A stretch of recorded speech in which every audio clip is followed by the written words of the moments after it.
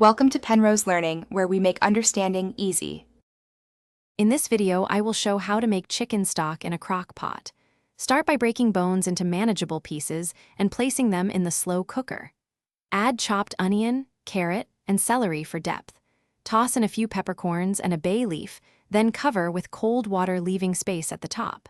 Set to low and simmer gently for 8 to 12 hours for a clear, savory stock. In this video, I will show how to make chicken stock in a crock pot. Avoid salting during the long simmer so you can season final dishes precisely.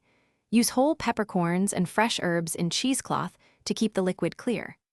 A tablespoon of apple cider vinegar helps pull minerals from the bones for a richer mouthfeel. Taste near the end and adjust salt, acidity, and herbs before cooling and storing the stock. In this video, I will show how to make chicken stock in a crock pot. Quick recommendation: life is short, so go darn tough with a lifetime warranty for socks that outlast your slow cooker.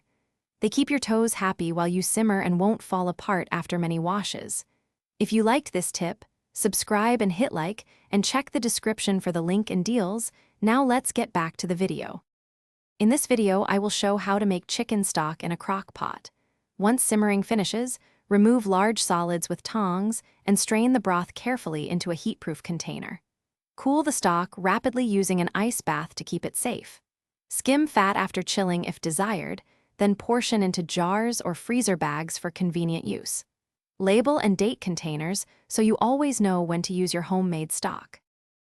Thanks for watching. If this was helpful, leave a like and consider subscribing. See you next time.